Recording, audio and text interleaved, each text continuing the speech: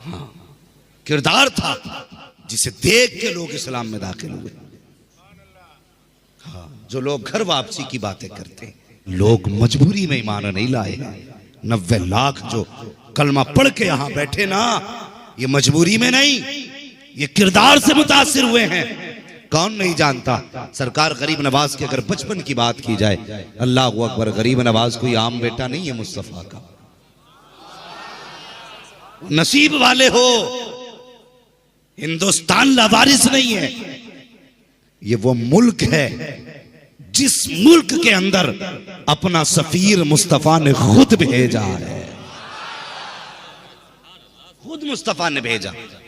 और तुम्हें क्या लगता है सबसे पहले गरीब नवाज आए? नहीं, उनसे भी पहले, उनसे भी पहले बाबा रतन हिंदी पंडित थे। आज भी हिंदुस्तान पाकिस्तान के बॉर्डर पे इनका मजार है। जानते हो पहले लोग तिजारत में जाते थे ना, परदेश जाया करते तो अरबों से उस वक्त तिजारत का मामला था, ये गए थे। हुजूर के बचपन का जमाना था, इनकी जवानी थी, बाबा रतन हिंदी की जवानी थी। सुने, बाबा रतन हिंदी की जवानी, हुजूर का बचपन। तो आप कहे ना उस वक्त अरब में थे तो आपने देखा कोई बच्चा है जो एक छोटी नहर के इस पार खड़ा है, और जब रतन हिंदी गुजरे उन्होंने देखा कोई बच्चा खड़ा है। आपने जब चेहरा देखा ना मुस्तफा का, और फिर हुजूर का चेहरा, खुदा की कसम जुल्फ देखी है कि नजरों ने घटा देखी है, लुट गया जिसने मोहम्मद की अदा देखी है। बचपन था हुजूर का, लेकिन बाबा रतन हिंदी ने मुस्तफा को देखा ना, था तो बचपन मगर दिल दे बैठे। करीब जाके कहने लगे, बेटे इजाजत हो तो मैं तुम्हें कंधे पे बैठा के नहर पार करा दूं। मुस्तफा ने मुस्कुरा के कहा, जैसे आपकी मर्जी। क्या फरमाया? जैसे आपकी मर्जी। उन्होंने कंधे पे मुस्तफा को बैठाया, नहर पार कराई। हुजूर ने 3 मरतबा फरमाया, अल्लाह तेरी उम्र में बरकतें करे, अल्लाह तेरी उम्र में बरकतें करे, अल्लाह तेरी उम्र में बरकतें करे। जब हुजूर ने 3 मरतबा दुआएं दी, अल्लाह ने पहली दुआ के सदके में उनको 300 साल की उम्र अता फरमा दी। कितनी? कितनी? ओ बोल यार, अगर बरेलवी बैठे तो। हुजूर ने उम्र की दुआएं दी, अल्लाह ने कितनी बढ़ाई? 300 साल। यही रतन हिंदी भारत आ गए, वापस आ गए। मतलब नहीं, कुछ नहीं पता चला। जब वापस आ गए ना, तो फिर शक्कुल कमर का जो मामला हुआ, चांद के 2 टुकड़े होने का मामला हुआ, तो कई मुल्कों में चांद के 2 टुकड़े देखे गए। ये बातें चर्चे में आ गई। तो यही हमारा नसीब है। आज भले इस मुल्क के टुकड़े हुए हैं, तकसीम हो चुका है, लेकिन जब आदम अलैहिस्सलाम उतरे थे ना, तो सरंदीप इसी मुल्क में था। तो लोग उस पहाड़ी को देखने आते थे जिस पे हजरत आदम अलैहिस्सलाम ने अपना पहला कदम रखा था। तो वो अरब के लोग आए, तो ये लोग भी गए। इन्होंने पूछा, यार क्या जो हमने देखा है वो तुमने भी देखा है? कहा क्या कि चांद के 2 टुकड़े हुए? तो अरब वाले लोग कहने लगे, हाँ हमने देखा ही नहीं, हमने चांद को भी देखा है, हमने टुकड़े करने वाले को भी देखा। रतन हिंदी ने इतना सुना, चांद को टुकड़े करने वाले को भी आपने देखा? कहा हाँ। कहा कैसे? कहा वो हमारे ही मुल्क में है, लेकिन हम तो जादू समझ रहे थे। इतना बाबा रतन हिंदी ने सुना ना, कहने लगे जरा उनके बारे में कुछ बताओ ना। लोगों ने बताया, वो कहता मैं अल्लाह का नबी हूँ, मैं खुदा का रसूल हूँ, अल्लाह एक है। ये सुन करके रतन हिंदी के दिल में ये हसरत जागी मैं भी जाके मुलाकात करूँ। मुख्तसर अंदाज में मैं बयान कर रहा हूँ। अब रतन हिंदी ने सफर किया है, महीनों का सफर तय करके मुस्तफा के मदी मक्का शरीफ पहुंचे। जब मक्का शरीफ पहुंचे, वहां पता चला वो हिजरत करके मदीना जा चुके हैं। अल्लाह अकबर। फिर आपने यहां से हिजरत की है और मदीना शरीफ पहुंचे। मुस्तफा मस्जिद नबी में बैठे थे। अल्लाह अकबर। रतन हिंदी देख रहे थे, ये है वो शख्सियत जिसने चांद को टुकड़े किए हैं, लेकिन मुस्तफा ने देखा, मुस्कुराने लग गए। फरमाते, आओ रतन हिंदी, तुमने नहीं पहचाना लेकिन मैं पहचान गया हूं। कहा कौन हो तुम? आका फरमाते हैं, जिसको कांधे पे बैठाया था मैं वही बच्चा हूं, और जिसने कांधे पे बैठाया था तुम वही हिंदुस्तानी रतन हिंदी हो। सुभान अल्लाह। नारे तकबीर, नारे रिसालत, फैज़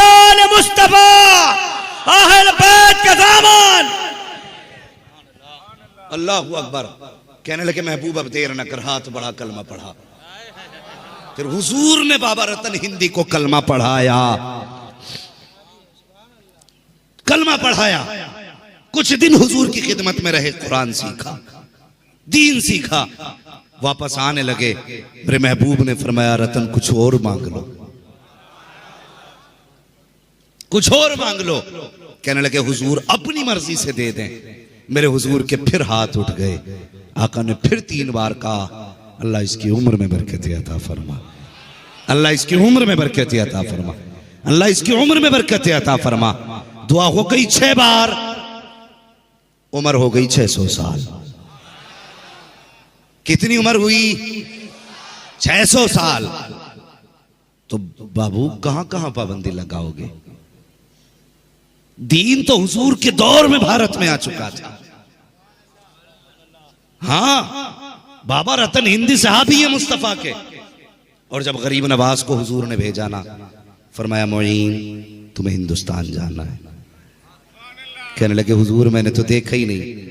फरमाने लगे परेशान क्यों होते हो? उस वक्त मैप और नक्शे का दौर तो नहीं था, ना मैप का दौर नहीं था, ना इंटरनेट का दौर था। अल्लाह अकबर। हुजूर ने बेटे को बुलाया। वो जानते हो खुदा की कसम वो कोई छोटी बारगाह नहीं है गरीब नवाज की। ये जो भौंक रहे हैं ना, मैं कुत्तों से कहता हूं तुम हमें भौंको चलेगा, हमारी नस्लों को भौंको चलेगा, हमारे बच्चों को बुरा कहो चलेगा, लेकिन नबी के गरीब नवाज को कुछ ना कहना, कुछ ना कहना, वरना तख्ता पलट दिया जाएगा। हाँ, जब इताब आया तो कोई पानी पिलाने वाला नसीब नहीं होगा। गरीब नवाज को यूं ही नहीं आए गए। एक बार तो पीर लेके गए थे आपको हुजूर की चौखट पे, एक बार अपनी मर्जी से गए थे। जब हुजूर की मस्जिद नबी में गए ना, तो जो मजार शरीफ के खादिम थे, हुजूर ने उनसे कहा कि मेरे मोइनुद्दीन को अंदर भेजो। ठीक है जी। कितनी हिजरी में गरीब नवाज आए हैं? बोले कितने साल के बाद? तकरीबन 600 साल का अरसा। ठीक है जी। कितना? हुजूर क्या फरमा रहे? मेरे मोइन को अंदर भेजो। तो वहां तो कई सारे मोइन थे ना, तो किसी खादिम ने आके कहा हुजूर बुला रहे हैं जो मोइन हो। तो जितने मोइन थे सारे दौड़ पड़े, लेकिन गरीब नवाज नहीं गए, गरीब नवाज नहीं गए। फिर हुक्म हुआ खादिम को, कहा मैंने मोइनुद्दीन को बुलाया है। कहा हुजूर ये जितने मोइन थे आ गए। तब आका ने फरमाया था मैंने इन मोइनों को नहीं, मैंने मोइनुद्दीन अजमेरी को बुलाया है। अल्लाह सुभान अल्लाह सुभान अल्लाह। तब गरीब नवाज।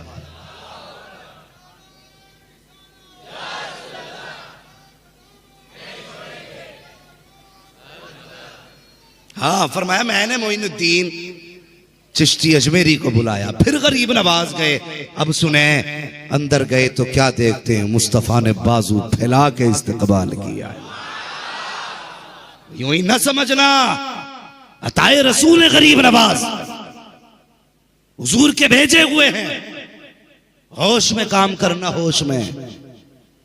हाँ, ये गरीब नवाज भारत आए, तुम्हारी औकात क्या है तुम मिटा सको?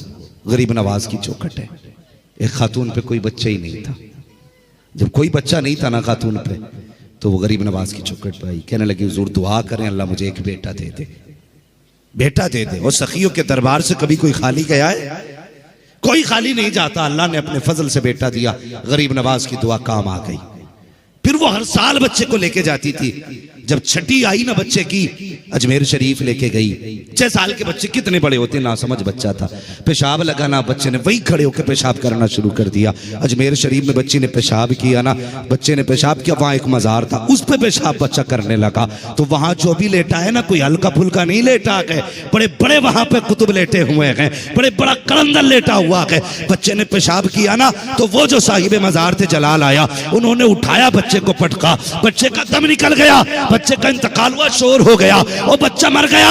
खातून तड़प गई, लाश उठाई बेटे की, गरीब नवाज के कदमों पे रखी, जाके कहने लगी बाबा अगर जिंदगी तूने दी थी तो मौत क्यों तेरे दरबार में आई है? या तो पहले बच्चा ना देता या आज मौत ना देता।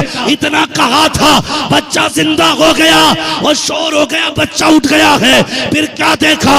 वो जहां बच्चे ने पेशाब किया था, कब्र फटी, बुजुर्ग निकले और निकल के चल दिए। किसी ने कहा किधर जा रहे हो? कहा गरीब नवाज ने कहा है कि तूने बच्चे को क्यों मारा? कहा इसने मेरे मजार पे पेशाब किया, गवारा नहीं हुआ। तो गरीब नवाज ने कहा सुन, यहाँ पे हर तरह का आएगा, अगर बर्दाश्त कर सके तो यहाँ लेट, वरना यहाँ से उठ कहीं जाके और आराम कर ले।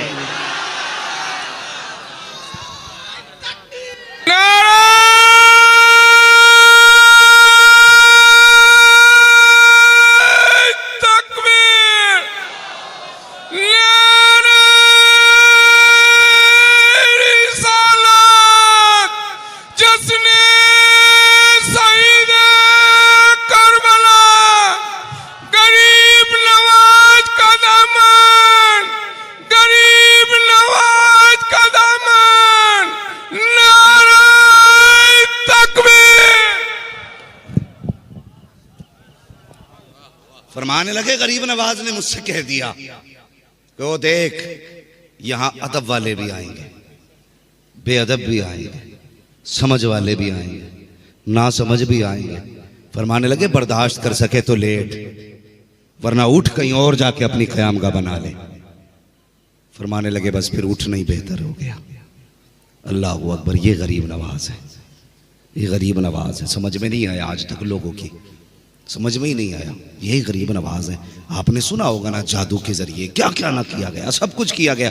आखिरकार जब कोई सूरत ना बनी ना, तो राजा ने ना फिर एक किलर को बुलाया, पैसे लेके गर्दनें काटता था। उससे कहा सुन, एक बाबा है और वो फला जंगल में एक पेड़ के नीचे रहता है, ऐसा कर तू उसकी गर्दन काट ला, आधी सल्तनत दे दूंगा। कितनी? आधी सल्तनत। उसने कहा बात बड़ी सस्ती है, सौदा बड़ा महंगा हो रहा है। कहा एक बाबा की गर्दन काटनी है, संती की गर्दन काटनी है, आधी बादशाहत मिल जाएगी। खुशी खुशी में खंजर लगाया और तलाश में निकला गरीब नवाज की। क्या देखा? गरीब नवाज बैठे हुए हैं, मुस्तफा की हदीसें सुना रहे हैं। पीर भी ऐसे ही नहीं थे वो जो लोग कह देते नहीं नहीं नहीं नहीं, वो पीरों की दुनिया अलग है और मौलवियों की दुनिया अलग है, और तू किसी दुनिया का नहीं है और ना तू किसी दीन का है। खुदा की कसम, गरीब नवाज सिर्फ कलंदर नहीं थे, गरीब नवाज मुहद्दिस भी थे, गरीब नवाज मुफस्सिर भी हैं, गरीब नवाज मुहद्दिस भी हैं, गरीब नवाज मुहक्किक भी हैं, गरीब नवाज मुफ्ती भी हैं। हाँ, ये जो कौम को धोखा देते हैं ना कि नहीं नहीं वो फकीरों की और मौलवियों की नहीं बनी, हमेशा फकीर वही हुआ है जो मौलवी हुआ है। और जब से तू दुनिया का फकीर हो गया ना, तो मौलवियों ने उठा के फेंक दिया। अब बननी क्या भाई तेरी हमारी? जब ये कहता मेरे मुरीद हो गए तो अब सजदों की जरूरत नहीं, नमाजों की जरूरत नहीं, कहीं शर्म कर। नमाज जब गौसे पाक को माफ नहीं है तो इस नापाक को कैसे माफ हो सकती है? समझ में बात नहीं आती और लोग भी धोखे में आ जाते हैं। क्या मसला लगा रखा है भाई, समझ में बात नहीं आती है। जिसे देखा बापू गिर गए। हाँ हजरत, हमारी कौम इतनी सीधी है, जो बिल्कुल नंगा है कहते बहुत पहुंचा हुआ है, कि इतनी पहुंचे हुए देखो कपड़ा ही नहीं पहनते, कोई ढंग है? और खुदा की कसम, अगर नंगा होना पहुंचने की दलील होता तो खुदा की कसम फिर मुस्तफा कभी खुदा तक पहुंचे हुए नहीं होते। मेरे हुजूर ने कभी भी बदन और सत्र नहीं खोला, और ये नंगे आते लोग पीछे पड़ जाते। और नमाज को कह दो ना कि नहीं वो हम तसव्वुर में पढ़ रहे हैं, और रोटी झट रट रट के खा रहे आए। नमाज तसव्वुर में पढ़ रहा हो, पूरा दस्तरखान साहब। मिजाज हो गए पीरों के, कौम लूट ली। और कौम भी बड़ी सीधी है। हमारे पीर यहां नमाज नहीं पढ़ते, कहां पढ़ता? सीधा मक्के में पढ़ता है। कभी कभी औरतें बड़ी अक्लमंदी का काम कर जाती है, वो एक औरत ने, एक पीर साहब आए, बड़ी खिदमत की कि भाई पीर साहब है, लेकिन पीर देखो फजर में भी सो रहा, जोहर में भी सो रहा, ईशा में भी सो रहा। वो कहने लगी, हैं जी ये तुमने किसे बुला लिया घर में, एक और टाइम का सजदा ही नहीं करता। तो कहने लगा चुप रहे, मेरा पीर ऐसा नहीं है। कहा कैसा है? कहने लगा ये यहां नमाज नहीं पढ़ते, ये हरम में नमाज पढ़ते हैं। सुन रहे हैं ना, ये हरम में नमाज पढ़ते हैं। और चुप हो गई कि पहुंचा हुआ है। अब वो भी मक्कार का मना था, बैठा बैठा करा। लोग बोले हुजूर क्या बात है? कहने लगे हरम में कुत्ता जा रहा था, मैंने उसे रोका। ये सच्ची बात है भाई, ये ढोंग है कौम का लूटने के तरीके। कुछ लगा नहीं इस पीर का दीन पे, जो लगना था मेरे हुसैन का लगा, जो देना था मेरे हुसैन ने दिया है। तेरे बाप का क्या लगा? बैठा बैठा करा हरम में कुत्ता। कितने लोग हज करके आए, किसी ने हरम के पास कुत्ता देखा? बोलो, किसी ने नहीं देखा, लेकिन इसे दिख गया। औरत कहने लगी अच्छा इतना ही पहुंचा हुआ? अब तक तो बर्दाश्त था औरत से कि पढ़ते होंगे तसव्वुर में नमाज, लेकिन जब बात कुत्ते की आई तो उसे याद था वहां तो कोई कुत्ता ही नहीं है। गुस्सा कहां से? उसने दस्तरखान लगाया ना, तो सब्जी जो थी चावलों के नीचे रख दी और चावल सब्जी के ऊपर। ठीक है जी, और दस्तरखान पे आ गए। चावल समझ रहे ना, और सब्जी भी समझ रहे हैं, जो तरकारी रही हो उसमें उसने नीचे रख दी और ला के खाना आगे रख दिया। पीर साहब बैठे, अब मुरीद कह रहा हुजूर शुरू फरमाए। तो कहने लगे जी, कह नहीं सकते थे अगली बात। फिर कहा मुरीद ने हजरत शुरू फरमाए। तो पता मुरीद क्या बोला? फिर मुरीद कहने लगा हुजूर खाते क्यों नहीं? तो पीर भी बेगैरती से बोला ओ भाई कुछ सब्जी वब्जी तो लेके आ। कहने लगा सुनती हो, पीर साहब कह रहे हैं कुछ सब्जी तो लेके आओ। अब औरत जब अंदर से आई है, खाली हाथ नहीं आई, झाड़ू लेके आई है, बेलन लेके आई है, और मार के कहा नदान हरम का कुत्ता तो नजर आया, तुझे चावलों के नीचे की रखी हुई सब्जी नजर नहीं आई। ऐसे भी पीर है। हाँ, उसने जो बजाई है झाड़ू, उठाया टंडीला निकल लिया। ऐसे लोगों के चक्कर में ना पड़। हाँ, ये देखा करो जिसके हाथ में हाथ दिया है इसका रिश्ता मदीने वाले मुस्तफा से कैसा है, हुजूर से कैसा रिश्ता है। हाँ, अल्लाह अकबर। अर्ज कर रहा था सरकारे गरीब नवाज, वो कातिल आया ना तलाश करता हुआ, वहां पहुंचा जहां सरकार गरीब नवाज बैठे हैं। अल्लाह अकबर, जाके क्या देखा? गरीब नवाज बैठे हुए हैं, अकेले नहीं बैठे हैं, सैकड़ों की तादाद में लोग जमा है, सैकड़ों से हजार में बदल गए, बड़ी भीड़ है। अल्लाह अकबर, मुस्तफ़ा की जिंदगी पे बात गरीब नवाज कर रहे हैं, हुजूर की हदीसें सुना रहे हैं। ये कातिल भी जाके बैठ गया, लोग आते रहे जाते रहे। जब आपकी महफिल का इख्तिताम हुआ, लोग जाने लगे, कुछ बाकी रह गए। आप फरमाने लगे जिसको जो काम हो, जो जरूरत हो, वो अपनी जरूरत पूरी कर ले। जब आपने फरमाया, जो बाकी लोग रह गए थे सबने अपनी अपनी जरूरतें पूरी की, और जब सब जाने लगे, अल्लाह अकबर, आखिर में बस ये एक बचा जो कत्ल के इरादे से आया था। गरीब नवाज फरमाते हैं आखिर में, तुम भी जिस इरादे से आए हो अपना इरादा पूरा करो। आपने उसकी तरफ पीठ कर दी। अल्लाह अकबर, जब आपने पीठ की है कि तू जिस इरादे से आया है तू भी अपना काम कर ले, उसने कहा जी मैं किसी इरादे विरादे से नहीं आया। गरीब नवाज ने फिर रुख किया, कंधे पे हाथ रखा, फरमाने लगे बता क्या तू मुझे कत्ल करने के इरादे से नहीं आया था? उसने कहा नहीं बाबा, मैं कोई कत्ल करने के इरादे से नहीं आया, मैं तो आपकी बातें सुनने आया था। गरीब नवाज फरमाते हैं अगर कत्ल के इरादे से नहीं आया तो फिर कमर में खंजर क्यों लगा के लाया है, कमर में खंजर क्यों छुपा के लाया? कहने लगा हजरत जी मैं राजपूत हूँ, ठाकुर हूँ, मैं ऐसा हूँ कि हम जब चलते हैं तो खंजर लगा के चला करते हैं, हथियार लेके चलना ये हमारी रीत में शामिल है। गरीब नवाज फरमाते हैं चल यहाँ तक तो दुरुस्त है, खंजर लेके चलना ये तेरे रीत में शामिल है, लेकिन वो सौदा जो तुझसे राजा ने किया था क्या वो भी रीत में शामिल है? क्या हुजूर समझा नहीं? आप फरमाते हैं क्या तू भूल गया जो राजा ने तुझसे कहा था कि गरीब नवाज का सर लेके आ, आधी सल्तनत दे दूंगा। फरमाते चल तू भी सर ले, अपनी जरूरत पूरी कर ले। कदमों पे गिर गया, कहने लगा देर न कर, अपना भला ले, कलमा पढ़ा ले। कहने लगा जो कमरे के अंदर की जानता है खुदा की कसम वो कयामत के दिन की भी जानता हो। नारे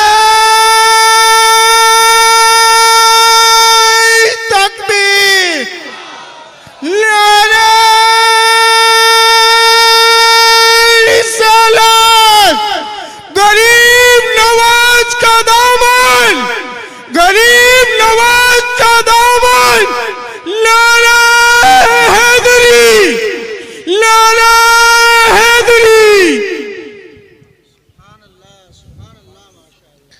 तो भाई कहने लगा जो वहां तो सिर्फ राजा था और मैं था, कोई तीसरा ही नहीं था। तुम्हें कैसे पता चल गया? जो वहां की बात जानता है वो वहां की बात भी जानता होगा। वो शर्म कर, हुजूर के इल्म गैब पे बात करता है। हाँ, वो बता, जब गरीब नवाज दिलों के हाल जानता है तो फिर नबियों का इमाम क्या क्या नहीं जानता होगा। फिर नबियों का इमाम क्या क्या नहीं जानता होगा। और जब बेटे का इल्म यह है तो फिर नाना के इल्म का आलम कौन हो क्या होगा। सरकार गरीब नवाज है, अल्लाह अकबर। किरदार होता है, देखो अल्लाह वालों के अपने अपने किरदार हैं। ऐसे जो कत्ल करने आते थे, भाई जरा अपने कातिल को माफ करने का हुनर रखते हो। जब आपने फरमाया ना कि क्या वो भी झूठ था, उसने कहा कलमा पढ़ाइए, अल्लाह अकबर। उसने कहा ये खंजर लो मेरा, मैं इस लायक ही नहीं कि मुझे माफ किया जाए, मैं ऐसे महान आदमी का सर काटने आया था। आपने फरमाया सुन, सर काटना हमारा उसूल नहीं है, सर बचाना हमारा उसूल है। हम जिस घर से ताल्लुक रखते हैं वो बदला नहीं लिया करते, वो तो माफ किया करते हैं, वो तो माफ किया करते हैं। यही सरकार गरीब नवाज है। तवज्जो है आप लोगों की? थके तो नहीं है अभी आप? जरा कह दें या रसूल अल्लाह। अल्लाह सलामत रखे। सरकार गरीब नवाज है। हिंदुस्तान आ गए और काफी लंबे झगड़े होते रहे, बहसें चलती रही। गरीब नवाज, अच्छा एक उसूल होता है इन लोगों में, एक रीत है। ये लोग कुछ अपने अपने मजहब के मुताबिक ये करते हैं कि दूध चढ़ाने की एक रस्म इनमें चलती। तो पंडित जी थे, वो रोज दूध लेके जाते थे लोटिया में मंदिर में चढ़ाने के लिए। चढ़ा के आते थे। एक दिन उनकी बच्ची कहने लगी, अब्बा जी कहा क्या कि कल दूध मैं लेके जाऊंगी मंदिर। तो पंडित जी कहने लगे नहीं बेटी तुम मत जाना, हम खुद जाएंगे। बच्ची ने कहा नहीं अब्बा मैं जाऊंगी। इकलौती बेटी थी पंडित जी की, इकलौती बेटी। तो कहा ठीक है चली जाना। वो बच्ची पहली बार मंदिर गई, दूध का प्याला था। उसे तो यही पता था कि हमारे देवता दूध पीते हैं, ठीक है, सादा दिल बच्ची। उसे पता था कि हमारे देवता दूध पीते हैं। बच्ची गई ना मंदिर में, और जाने के बाद कहने लगी महाराज दूध पी लो, भगवान दूध पी लो। लेकिन मूर्ति पत्थर की थी तो उससे कोई जवाब, समझ रहे ना, उससे कोई जवाब। जब कोई जवाब नहीं आया, बच्ची ने समझी शायद ये मेरे पापों से मुझसे नाराज है। बच्ची कहने लगी जब तक दूध पियोगे नहीं मैं जाऊंगी नहीं। और ये बहस हो गई लंबी बच्ची की। फिर आखिरकार नतीजा ये पहुंचा, बच्ची ने कहा महाराज अगर दूध नहीं पीते ना तो लो फिर मैं जान अपनी तुम्हारे कदमों पे देने लगी हूं। ये कह के बच्ची ने ना अपना सर उनके कदमों में मारना शुरू किया। उस मूर्ति के पैरों में, पत्थर की मूर्ति थी, पैरों में सर मारना शुरू किया ना। बच्ची का सर फटा, खून बहने लगा। इत्तेफाक से सरकार गरीब नवाज गुजर के जा रहे थे, बच्ची को सर मारते देखा ना, फरमाने लगे बेटी क्या बात है। उसने सर उठा के कहा बाबा आप अपना काम करो, मुझे मेरा काम करने दो। कहा बता तो सही बात क्या है। उसने कहा रोज मेरे पापा आते हैं, इन्हें दूध पिला के जाते हैं, आज मैं दूध लेकर के आई हूं, ये दूध पीने ही तैयार नहीं है। मुझे लगता है ये मुझसे नाराज हैं। बाबा मैं अपने पापों का प्रायश्चित कर रही हूं और ये मैंने कसम खाई है या तो ये दूध पिएंगे या फिर मैं अपनी जान दूंगी। आप फरमाने लगे बेटी पत्थर की मूर्त कभी दूध नहीं पीती है। कहा नहीं बाबा आप जाइए, आप हमारे धर्म के बारे में क्या जाने। बच्ची ने इनकार किया, बच्ची ने फिर सर मारना शुरू किया। आप फरमाते बेटी जाएगी नहीं। कहा नहीं जब तक ये दूध नहीं पिएंगे मैं जाऊंगी नहीं। गरीब नवाज मुस्कुराए, फरमाने लगे सुन अगर ये कहती है तो दूध क्यों नहीं पीता। फिर भी कोई आवाज नहीं आई। आपने मूर्ति के कान पकड़े, फरमाने लगे दूध पीता है कि नहीं। जब इतना कहा है पत्थर की मूर्त के हाथ उठे हैं, प्याला पकड़ा के दूध पीना शुरू कर देती है। अल्लाह, नारे तकबीर, नारे रिसालत, सरकार ख्वाजा नवाज का दामन, ख्वाजा का हिंदुस्तान, ख्वाजा का हिंदुस्तान। कान पकड़ के हट दिया, पीता है कि नहीं, कट कट कट पीना शुरू कर दिया। अब बच्ची खुश घर पहुंची। अब बच्ची के माथे से खून, कपड़ों पे खून। ये समाज बड़ा अजीब है हमारा, बड़ा अजीब समाज है हमारा। बेटियां हो जाए तो बेटियों का ताना, जवान हो जाए तो जहेज के लालच में आकर के बेटियां कबूल ना करना, और जहेज की वजह से बेटियों की उम्र हो जाए तो फिर उनकी ज्यादा उम्रों के ताने देना। हम किसी को चैन से रहने ही नहीं देना चाहते। हाँ, बच्ची का सर फटा, खून बहा, घर आई। बस्ती वाले सब सोचने लगे, लगता है आज कुछ गड़बड़ हुई है। लोग पीछे पीछे लग गए। बच्ची घर आई तो बाप बाप होता है। बेटी से कहने लगा, बेटी ये क्या हुआ? कहने लगी, बाबा मैंने आज अपने देवता को दूध पिलाया है। तो बाप कहने लगा, नहीं बेटी, मुझे तो उम्र मेरी बीत गई, 50-60 साल हो गए, कभी मैंने नहीं पिलाया, तूने कैसे पिला दिया? फरमाने लगे, जैसी उसने कहा ना, तूने कैसे पिला दिया? कहा, बाबा मैं पिला के आई हूं।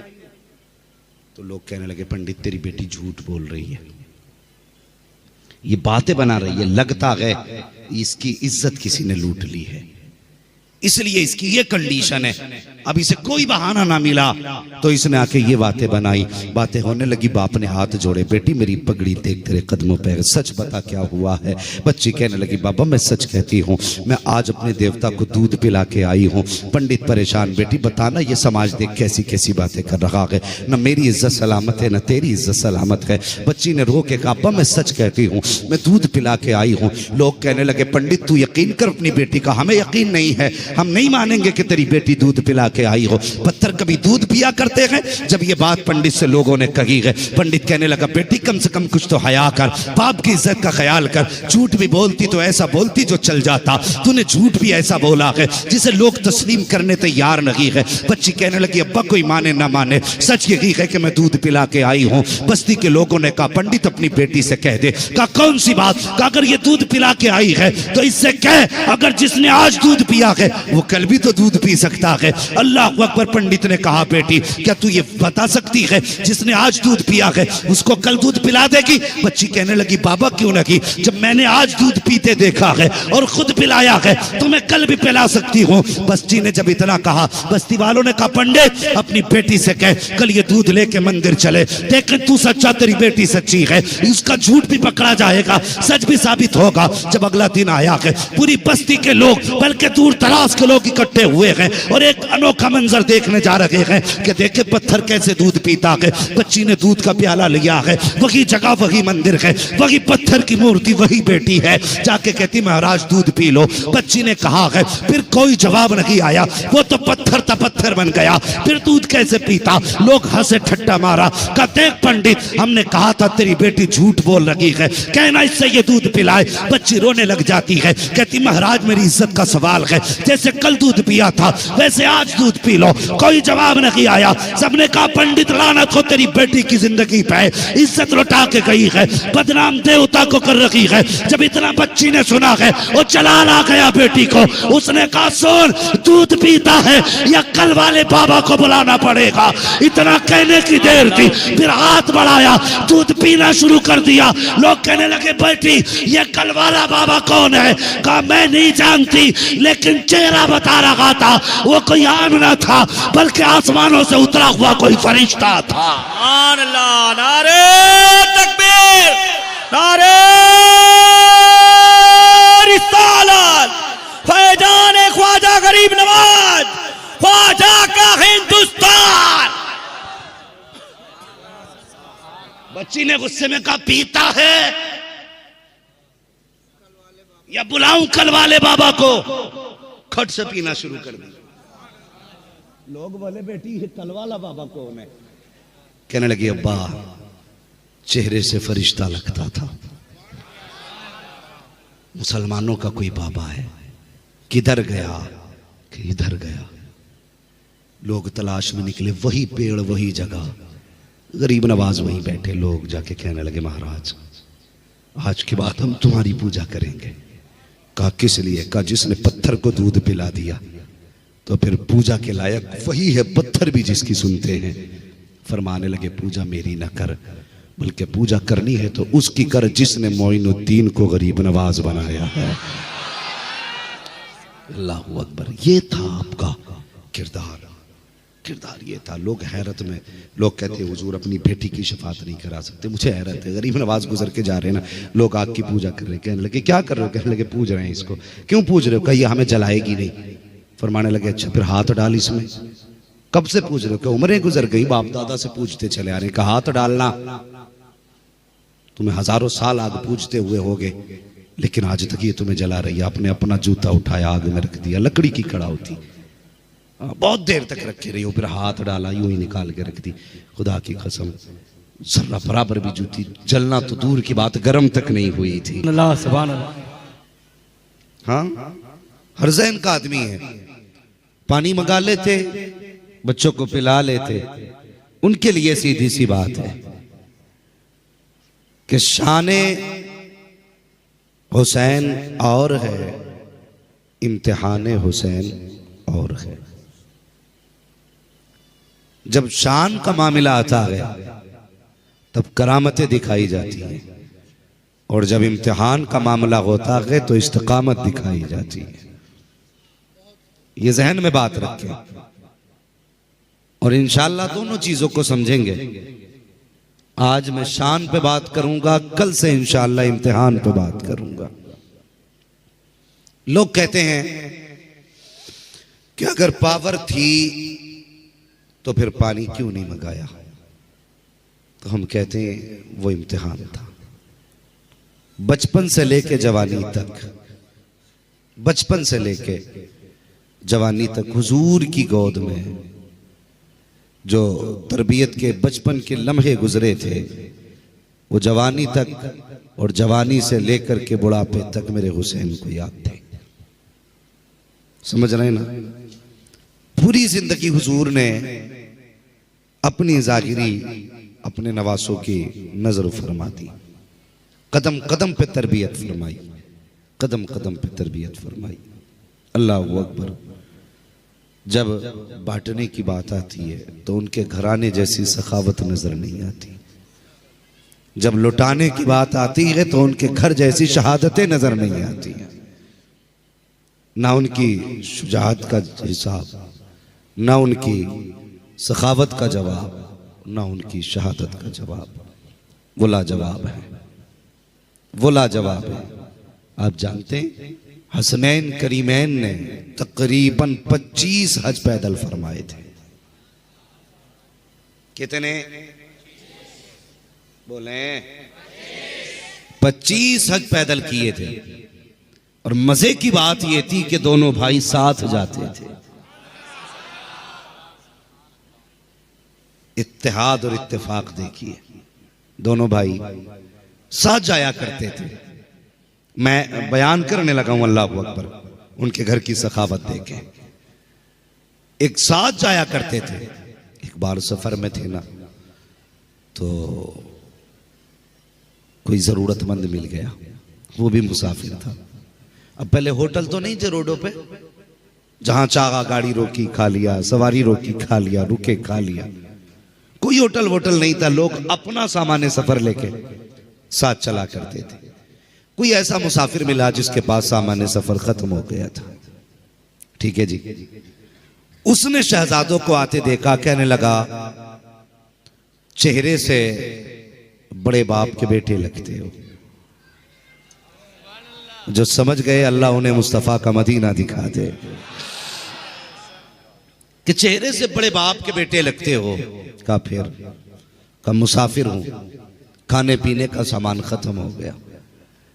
दोनों भाइयों ने एक दूसरे का चेहरा देखा, सोचने लगे अगर इसे दिया तो हम पे क्या बचेगा। फिर दिल ने कहा यार अगर खाली गया तो हमारा क्या रह जाएगा।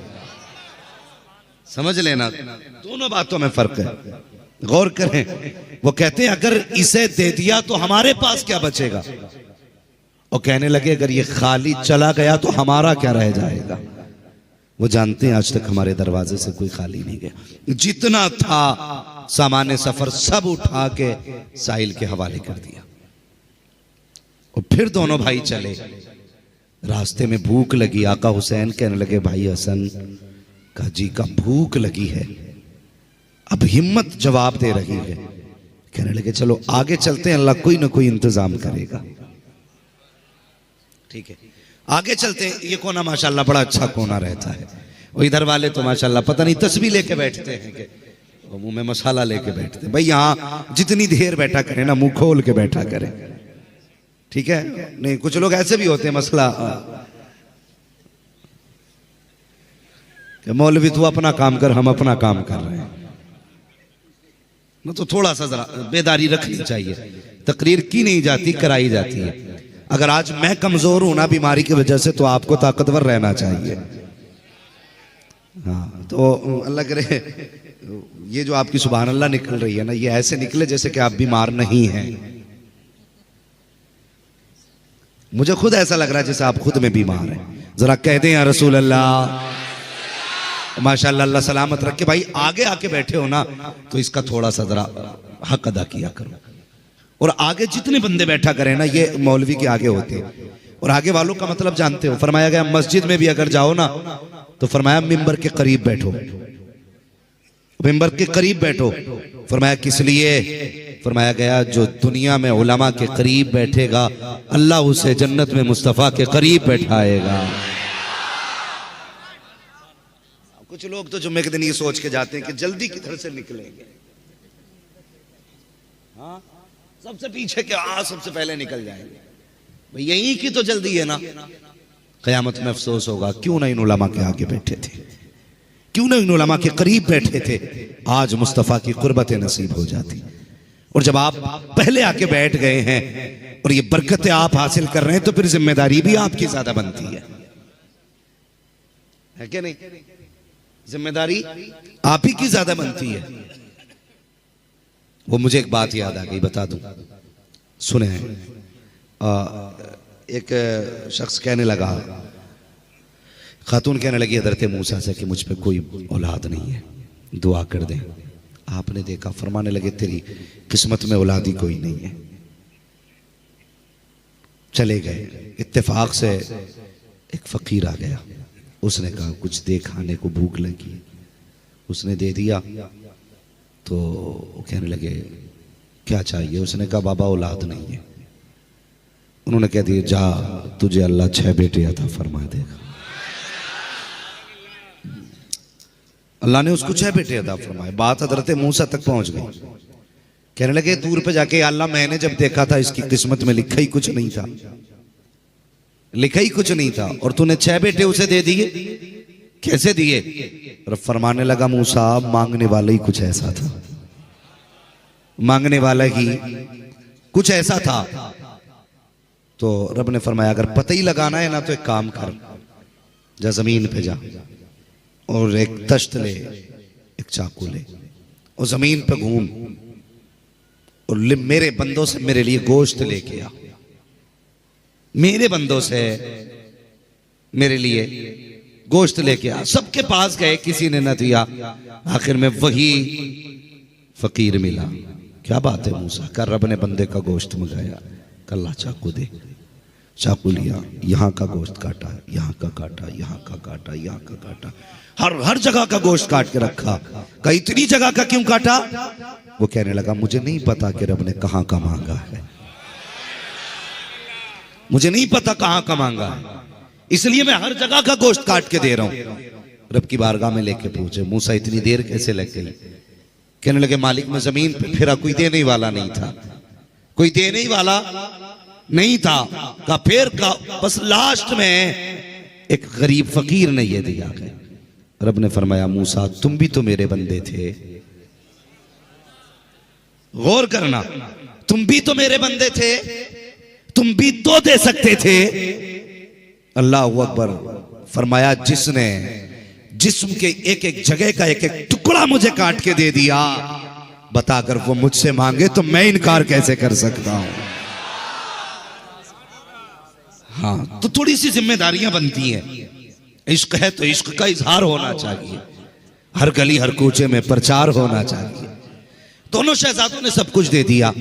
भूख लगी, आका हसन कहने लगे भाई, आका हुसैन ने कहा भूख लगी है, कहने लगे कुछ दूर चलो ना, कोई ना कोई इंतजाम होगा। जब चले तो रास्ते में ना एक झोपड़ी नजर आई, तो दरवाजे पे आवाज दी, है कोई, घर के अंदर कोई है। बूढ़ी ने लाठी हाथ में पकड़ी ना और पकड़ के उसके सहारे बाहर आई। कहने लगी कौन है? कहने लगे माई मेहमान है, परदेसी है, कुछ मिलेगा? बूढ़ी कहने लगी घर में कुछ और नहीं, एक दूध का प्याला तो है। कहा मेरे बच्चों अगर कहो तो वो दूध ला दूं। कहने लगे माँ भूख लगी है, जो मिल जाए बेहतर ही बेहतर है। इतना कहा खातून अंदर गई, दूध का प्याला लाई। लाने के बाद शहजादों की बारगाह में पेश किया। अल्लाह अकबर, आधा प्याला दूध आका हसन ने पिया है, आधा प्याला आका हुसैन ने पिया है। वो जब पी के जाने लगे, खातून ने कहा जरा शहजादों ठहरो तो सही, मैं तुम्हारा चेहरा तो देख लूं। कहा माँ किस लिए? कहा मैं ये देख रही हूं जिसके ऐसे बेटे हैं वो माँ कितनी शान वाली रही होगी। अल्लाह, नारे तकबीर, नारे रिसालत, हसनैन करीमैन का दामन। कहने लगी जिसके बेटे ऐसे हैं वो माँ कितने नसीब वाली होगी। मुस्कुरा के कहने लगे अच्छा माँ इजाजत दे। जब आप चलने लगे ना, बूढ़ी ने कहा शहजादो जरा ठहरो तो सही। कहा क्या? कभी नजरें फेरे, कुछ देर हुई है, तुम्हारी याद सता रही है। अगर महीने बीत गए तो कितनी याद आएगी। कहा कहना क्या चाहती हो? खातून ने कहा बेटे जाते जाते पता तो बता के चला जा, अगर जी चाहे तो कभी मिल तो सकूं। आपने फरमाया माँ अगर हमसे मिलना हो तो मुस्तफा के मदीने आ जाना, आका के घर की भी जियारत हो जाएगी, हमारी भी जियारत हो जाएगी। अल्लाह अकबर। शहजादे चले गए। दूध कितना पिया? अल्लाह सलामत रखे बेटे, तुम्हारे माँ बाप सलामत रहे, लंबी उम्र पाए। कितना दूध पिया? आधा आधा प्याला। साल महीने गुजरे। एक दिन यही खातून मुस्तफा की गलियों में टहल रही थी। आका हुसैन की नजर पड़ गई, पहचान गए ये तो वही खातून है जिसने मुझे दूध पिलाया था। आज लोग परवरिश के बाद भूल जाते हैं, परवरिश के बाद भूल जाते हैं। जिसने उंगली पकड़ के चलना सिखाया है आज लोग उसे भूल जाते हैं। जिसने बोलना सिखाया है जब बोलने लगते हैं तो फिर उसी पे बरसने लगते हैं। हाँ, जिन पत्थरों को हमने सिखाई थी गुफ्तगू, जब बोलने लगे तो हम ही पे बरस पड़े। आज जिन्हें हम बोलना सिखाते हैं वही लोग हमारे खिलाफ बोला करते हैं। मगर खुदा की कसम, कुर्बान जाओ मुस्तफा की नस्ल बदमाश निकल जाए तो सब हाथ पकड़ पकड़ के सलावा ले। बदलो यार, तरीके बदलो अपने। खुदारा ये तंग नजरी जो है ना, ये कम करना। अल्लाह ऐसा कादिर मुतलक है, 2 सेकंड नहीं लगते हैं वो तख्त से उठा के तख्ते पे डाल देता है। चंद लम्हों में बेड़े गर्क कर देता, कोई बचाने वाला नहीं आता है। खुद आप सोचें और अंदाजा लगाएं। ये हमारी तंग नजरी का आलम ये है। अगर कोई गुजर के जा रहा, अगर मुखिया से बन नहीं रही है तो मुखिया ने यूं कर दिया, मुंह मोड़ लिया, इसकी तो शिकल भी अच्छी नहीं लगती, ऐसे करके ना किसी को जलील न किया कर। तो कितना भी बड़ा है ना, तो रब का शुक्र अदा किया करके रब ने तुझे बड़ा बनाया है। वो कहता हम किसी को लेके आजमाते हैं, किसी को दे के आजमाते हैं। अगर पैसा है तो और ज्यादा डरना, गरीबी है फिर भी डरना, अमीर हो तो और ज्यादा डरना। मौलाए कायनात मौला अली रजी अल्लाह तआला अन्हु से किसी ने, मौला अली ने फरमाया अपने चाहने वालों से सुनो, कमजोर से ज्यादा डरना, भले ताकतवर से न डरना। लोगों ने कहा जनाब ताकतवर से तो डरने का समझ में आता है, लेकिन आप कमजोर से डराने की बात कर रहे हैं, ताकतवर से डरने को मना कर रहे हैं। फरमाने लगे ताकतवर से मैंने इसलिए मना किया, ताकतवर अपनी औकात के हिसाब से बदला लेता है, लेकिन अगर किसी कमजोर को सताते हो ना तो उसका बदला अल्लाह लेता है। कौन लेता है? सारे बोले कौन लेता है? अल्लाह लेता उसका बदला। हाँ, तो कमजोर से तो और प्यार से मिलना चाहिए, और प्यार से मिलना चाहिए। दो बातें मेरे नबी ने, दो बातों में पूरी जिंदगी समेट दी। फरमाया था मल्लम यरहम सगीरना वलम युक्किर कबीरना फलैसा मिन्ना। जो हमारे छोटों पे शफकत न करे, जो हमारे बड़ों का अदब न करे, वो हमारा नहीं। ये दो बातों पे बंदा अगर अमल कर ले, पूरी जिंदगी शान से कट जाएगी, पूरी जिंदगी। लेकिन मसला ही अलग है, हालात हमारे क्या है, बुरा ना मानिएगा। सबको बुखार चढ़ा, अल्लाह को एमबीबीएस बनाना है, क्यों? इसमें अंधी कमाई है।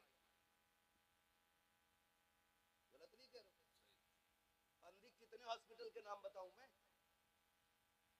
जिनके अंदर जो पैरासीटामोल 1 रुपए की मिलनी चाहिए 60 रुपए की एक मिल रही है। खाली लेवल चेंज करने की देर होती है। कहते हैं अंधी कमाई है। किसी का 1 रुपया नाजायज लेके खुश मत होना। वो 1 रुपया ऐसा दर्द करेगा पेट में जाके कि तेरे 1 करोड़ में आग लग जाएगी। तो हम हिसाब लगा रहे हैं बैठ के एमबीबीएस बनाना अल्लाह को।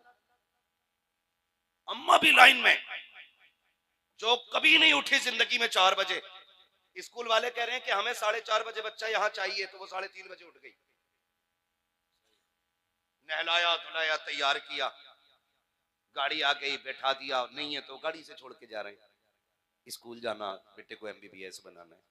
ये हमारे इमाम हजरात हैं, उलमा हजरात हैं, ये कहते हैं बच्चा भेज दिया करो आधा घंटे के लिए। कितना मूड खराब होता है। औरतें ये चाहती हैं इसका मुंह भी मदरसे में धुलना चाहिए। तो अक्सर जातना होता मदरसों में, किसी की नाक यहां तक आ रही है, किसी के कपड़े कोनी से फट रहे हैं, किसी के बड़े बड़े धब्बे दामन पे लगे, उस वक्त माओ को नहीं दिखता बिल्कुल भी। एमबीबीएस बनाने की होड़ है।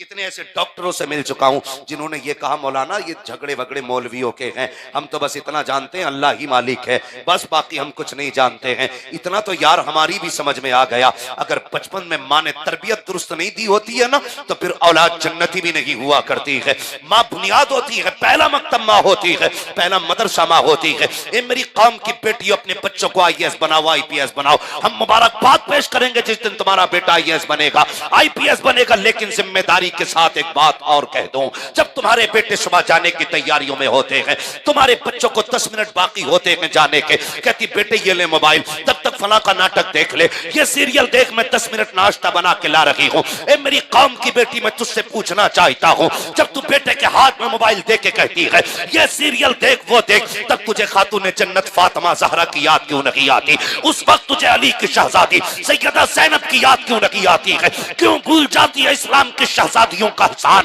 क्या तुझे याद नहीं है? तुझे तो पैर की जूती समझा जाता था, कोई तुझे इज्जत देने वाला ना था।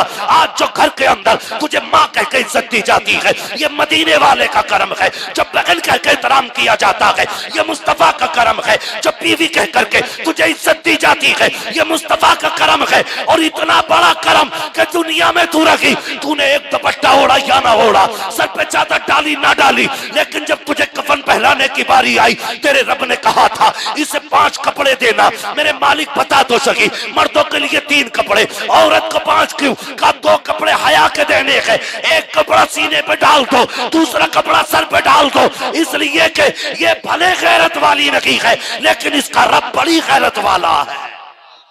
नारे तकबीर, नारे रिसालत, नारे गौसियत, हजरत अल्लामा मुफ्ती हमाद रया साहिब मुरादाबादी। गुजारिश करूंगा यार, दिल दुखता है इमरान भाई, सबसे ज्यादा मुर्तद होने के जो केसेस हैं तुम्हारे बरेली से क्यों आ रहे हैं? हमें सोचना होगा, दिमाग लगाना होगा। हमें याद रखना, न कल नस्लें लात मार के कब्र पे कहेंगी कौन है रे जो जगह घेर के लेटा है। कम से कम इतना तो एहसान करो यार बच्चों पे, ताकि इन्हें मरते दम तक मदीने वाले का नाम याद रहे। क्या बात है, क्या बात है, क्या बात है। कम से कम दिमाग लगाओ। दिल दुखता, रोना आता है यार, रोना आता है। बरेली हमारा मरकज है, सबसे ज्यादा केसेस अतराफ में क्यों? क्यों? इन बेटियों को हमने नहीं बताया कि तुम मुसलमान हो? ये किस लालच में बह गई, हमने बच्चों को नहीं बताया? काश तुमने इन्हें बैठा के बताया होता कि तू मुस्तफा के दर की कनीज है। और सुने, चैलेंज के साथ कहता हूं पूरी दुनिया को, जो इज्जत इस्लाम ने औरत को दी है ना, वो किसी ने नहीं दी है। क्या बात है? अपनी लिखी किताबें पढ़ के सुना देने में फर्क होता है। पढ़ो इस्लाम को, समझ में आएगा। और मेरी बेटी मेरी बहन किस चक्कर में है, जरा सा कोई गाड़ी का लालच दे दे, सोने का लालच दे दे, कुछ टकों का लालच दे दे, हम इतने आजाद हो जाते कि हमें कोई मतलब ही नहीं अपने मजहब, अपने दीन, अपने बरादरी और अपने समाज से। मैं तो इन निकम्मे लड़कों से कहूंगा जो इस तरह की हरकतें कर रहे हैं, तुम ही सोच लेते जो अपने मजहब की नहीं हुई वो तुम्हारी कहां से होगी। और मेरी बेटी मेरी बहन सुनो, पैसा क्या है, औकात क्या है, खुदा की कसम सुन, शोहर गरीब भी है ना, पैबंद लगे कपड़े पहन के कब्र में आ, जन्नती जोड़ा लेके खातूने जन्नत आ जाएंगे। बेशक बेशक बेशक। करना तेरे लिए तो अल्लाह ने जन्नत बनाई थी, भूल गए? अल्लाह ने जन्नत बनाई है, किसके लिए थी? तुम्हारे लिए तो थी। फिर किधर जा रही हो? सोने चांदी के लिए? तुझे बताऊं, तेरे टुकड़ों पे पले गैर की ठोकर पे न डाल, झिड़कियां खाएं कहां छोड़ के सदका तेरा। हाँ, झुड़कियां खाएं कहां छोड़ के सदका तेरा। आज चंद पैसों की खातिर बेटियां ईमान बदल देती है, मजहब छोड़ जाती हैं और बयान देती नहीं नहीं हमें इनके साथ रहना शर्म आनी चाहिए।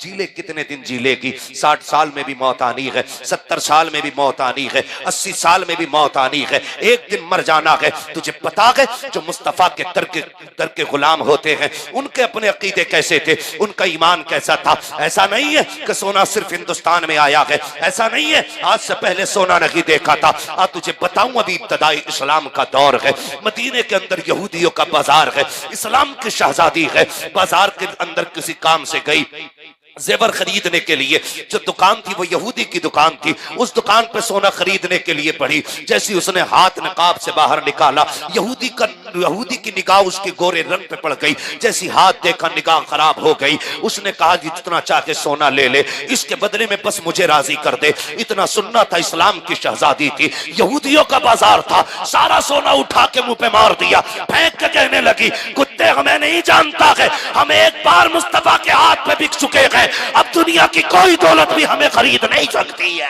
सुभान अल्लाह सुभान अल्लाह।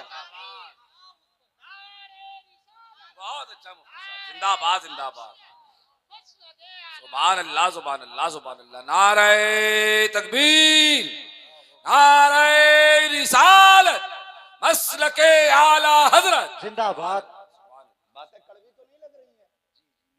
चलो आ गए, लगे भी तो क्या हुआ, पाए मोरा लंगने इस मुल्क के खुदा तंगने। इस टेंशन में तो बोलते ही नहीं है कि दोबारा ये बुला में ना बुला में, इस बात का तो मसला ही कोई नहीं रहता है। मैं आईना हूं दिखाऊंगा दाग चेहरे के, जिसे खराब लगे सामने से हट जाए, बस सीधी सी बात है। उसने कहा तू नहीं जानता, जो हुजूर के हाथ पे बिक जाते उन्हें दुनिया की कोई दौलत नहीं खरीद पाती है। इतना कह के सोना फेंक के चली। सुन मेरी बहन, गौर से सुन, और नौजवानों तुम भी सुनना, तमाशा ही देखते हो, तमाशा बना देखते हो। बाप दामन झाड़ के कहता मेरी कोई गलती नहीं है, चली गई तो चली गई, मैंने तो छोड़ दी। और बेगैरत अगर बात खाली तेरी होती तो कोई तेरे मुंह पे न थूकता। बात मजहब इस्लाम की है, बात पूरे मजहब की है। तुझे कौन जानता है? तेरी बेटी तक तेरा नाम नहीं लेती है, लेकिन उसे इस्लाम की शहजादी कहा जाता है। तुझे कौन जानता है? गलती नहीं है, मैं बताऊं गलती कहां है। सुने ये भी तेरे फहरिस्त, मुझे याद दिला देना इमरान भाई, जहां से बात छोड़ रहा हूं मैं, याद रखिएगा, मैं बताऊं गलती कहां की। गलती की है जब बेटी पैदा हुई ना, तो फूफी आई, खाला आई, ताई आई, नानी आई, सब दो बद्धियों वाले कपड़े लेके आई। कब? जब बेटी पैदा हुई तब। कहते हैं तो बालक है। तुम्हें पता है जब बच्चा माँ के शिकम में होता, जाओ जाके देखो, आज भी अंग्रेजों के अंदर माँ के शिकम में होता, औरत पहाड़े याद करना शुरू कर देती जब तो उसे याद होती। क्यों? उसे मालूम है जो हम याद करते हैं वो बच्चे के जहन पे बैठता चला जाता है। वो तो माँ के शिकम में था, तभी असर शुरू हो गया था। तुम कहते हो ये बच्ची है, 2 बद्धियों का सूट लेके आई, सबको दिखा रही है, देखो 1100 का है। बेगैरतों ने रेट सबने देखे, लेकिन उसकी बनावट किसी ने नहीं देखी। बुरा मत मानना, ये कड़वी सच्चाई है, ये कभी नहीं होना चाहिए आज के बाद किसी घर में। इसलिए ये बात कह के जा रहा हूं, जब 1 साल तक हमने उस बच्ची को वो कपड़े पहनाए, अगला बर्थडे आया, बर्थडे के नाम पे कितनी बेगैरतियां हो रही हैं। अल्लाह माफ फरमाए, केक काटे जाते हैं, गुब्बारे फोड़े जाते हैं, कैंडल जलाया जाता है, तमाशे किए जाते हैं। खत्म करो यार इन लानती चीजों को। अल्लाह तौफीक देकर तुझे लगे 1 साल तेरी बेटी की उम्र हो गई है तो रख एक दिन तू भी रोजा, रखवा बीवी को रोजा। फिर इफ्तार के वक्त में हाथ उठा कि मालिक मेरी इस बेटी को कनीज़े फातिमा ज़हरा बना देना, कनीज़े सैयदा ज़ैनब बना देना। ये मतलब था तेरे बर्थडे, तेरे जन्मदिन का, तूने केक काट के अंग्रेज की बच्ची बना दिया उसको। इस्लाम की गैरत लूट के रख दी बेआबरू लोगों ने। जरा तारीख उठा करके देखो। मैं जो बात कहना चाह रहा हूँ, 1 साल तक तुमने पहना है, 4 साल तक कपड़े का बच्ची है बच्ची है। जब 7 साल की हो गई फिर तुम बेटी का हाथ पकड़ के बाजार लेकर के गए। बच्ची ने कहा नहीं पापा मुझे ये चाहिए, क्योंकि उसे पता नहीं था कि इस्लाम में आस्तीनों को भी लंबे कपड़ों भी पहने जाते हैं, बाजू छुपाए जाते हैं। क्योंकि जब से होश संभाला था यहाँ तक का फरोक था, पैर और हाथ तो नंगे किए हुए थे। 13 साल तक बेटी अपनी मर्जी के पहनती रही। जब 14वें साल में तुमने कहा बेटी बड़ी हो गई है अब सर को छुपा ले, उसने कहा नहीं पापा मुझे गर्मी लगती है, अब मुझसे कपड़ा नहीं पहना जाता है। तुमने 14 साल तक अपनी बेटी की जिंदगी के साथ खिलवाड़ किया। फिर कहते हो गलती हमसे कहां हुई है। उसके बाद ट्यूशन के नाम पे आवारा किया बेटियों को, तालीम के नाम पे आजाद किया बेटियों को। उसके बाद तुम फ्रेंड और बॉयफ्रेंड के नाम पर बेटियों की जिंदगी तबाह करते रखे। जब तुम्हारी बेटी ने कहा दवा लेने जाना है, तुमने ये कह दिया बेटी मुझे वक्त लगी है, फलां कजिन को लेकर के चले जाओ। तुमने अपनी बेटी को गैर की बाइक पे बैठा दिया। ये तुम्हारी सबसे बड़ी गलती थी। जब तुम कहते हो कोई बात नहीं है, मुझे पापा कह के आवाज देता है। याद रखना चोरी वही करते हैं जो घर तक के रास्ते जानते हैं, इज्जतें से वही खेला करते हैं जो चूल्हों तक आया करते हैं। तुमसे किसने कहा था कि तेरे दिमाग का ज्यादा तेज कंप्यूटर चल रहा था कि मेरा कजिन लगता है, मुझे बाप कहता है, मुझे बेटा कहता है, मुझे भाई कहता है। ये सोच के तुमने इत्मीनान किया और बेटियों को आवारा लोगों के हवाले कर दिया। गैरत आनी चाहिए थी, काश अपना इस्लाम पढ़ा होता, अपना दीन सीखा होता। तुम तो कजिन की बात करते हो, खालाजाद की बात करते हो, पड़ोसी की बात करते हो। हमारा इस्लाम इतना गैरत वाला है। इस्लाम का कानून ये है अगर सगे भाई बहन जवान होने के करीब हो जाए, इस्लाम सगे भाई बहन को एक बिस्तर पर कांधे से कांधा मिलाने की इजाजत नहीं दे सकता, तो तेरी बेटी को गैर की बाइक की इजाजत कैसे दे सकता है। हक है, बेशक बेशक। जिंदाबाद जिंदाबाद। नारे नारे तकबीर, नारे तकबीर, नारे रिसालत, नारे गौसियत, मसलके आला। सोचो जो इस्लाम हमें सगे भाई बहन को एक बिस्तर पे कंधा मिला के बैठने की इजाजत नहीं देता, किसी तेरे चचेरे खलेरे फुपेरे मुमेरे की बाइक पे बैठने की इजाजत कैसे दे सकता है। गलती की, हमने अपनी जिम्मेदारी पूरी नहीं की। काश हमने अपनी जिम्मेदारियां निभाई होती। अरे नहीं हो रहे थे शौक पूरे, कह देते बेटी ये पुराना लिबास पहन के ईद कर ले, जन्नत में नए लिबास में तेरी ईद हो जाएगी। बेशक बेशक। कहते ना, लेकिन नहीं, हमने तो ये फैसला किया ना कि कुछ भी हो जा बेटी, और दिमाग लगा के बता के कहते नहीं नहीं नहीं। बाप कहता बेटी इज्जत का ख्याल रखना, तो बेटी कहती पापा बेवकूफ थोड़ी हूं, जान दे दूंगी मैं तुम्हारे नाम पे। जान में इज्जत ही लुटा के चली गई। और लोग बात करते कहते नहीं मुझे अपनी बेटी पे गर्व है। और कुछ मौलवियों को दीन सिखा के कहते हैं जी पर्दा तो दिल का होता है, नजर का क्या पर्दा। ये बेवकूफ बनाते हम मौलवियों को भी। याद रखना मौलवी घर की किताब से मौलवी नहीं बना, मौलवी मदीने वाले के कानून से मौलवी बना है। साइंस कितनी भी आगे हो जाए मेरे महबूब के तलबों से आगे नहीं जा सकती है। बेशक हक है, हक है, हक है। मेरे महबूब के तलबों से आगे नहीं जा सकती है। बता साइंस का मकाम जिसके तलबों से आगे नहीं जाता, उस जात के अपने दिमाग का मकाम क्या रहा हो। बेशक। सोचो तो सही, कहते नहीं नहीं वो दिल का पर्दा, हाजी नजर का कोई पर्दा नहीं है।